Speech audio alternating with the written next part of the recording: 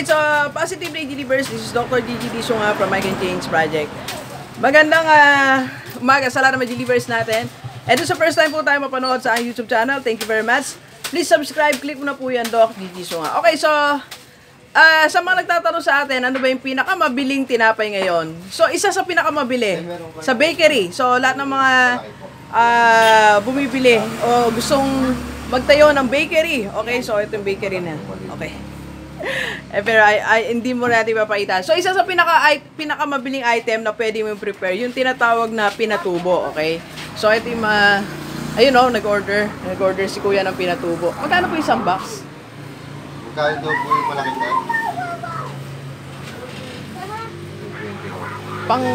Pang merienda nyo lang yan. Okay. Alright. Okay. So, ang pinatubo kasi na tinapay, papakita tayo ng isa. Ang tinapay na pinatubo, kasi pwede siyang, marami siyang, ay, ito pala, ito. Alright. So, ayan ang tinatawag na pinatubo. Chocolate flavor yan. Oo. So, ayan, chocolate flavor. Ganito, bakit mabili ang pinatubo? Ayan, isa sa mga pangmasang tinapay.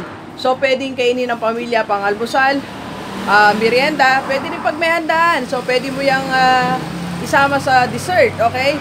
Pwede rin yung parigalo kung halimbawa pupunta ka sa kaibigan mo sa mga simpleng handaan lang naman, may dala kang gano'n, no? Kuya pa, ayan o. O, di ba? Thank you po, kuya. So, yun. Okay, so, pwede mo siyang parigalo, pwede mong,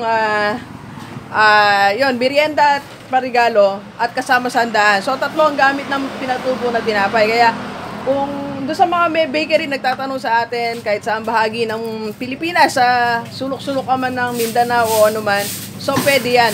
Pampadagdag kita mo yung pinatubo, okay? So doon sa naman sa mag-start ng bakery, may nagtanong sa atin, somewhere in Laguna. So gusto niya daw magsimula ng, ano tawag dito? Magsimula ng bakery, pwede mo, hindi ko alam kung may pinatubo dyan sa Laguna, hindi ko alam, pero pwede rin po siya, okay? Maraming salamat po sa lahat ng mga nagtatanong sa atin tungkol sa bakery. Ulitin ko, pinatubo na tinapay, okay? Thank you very much. Enjoy the rest of the day. Yan, let's go, let's go.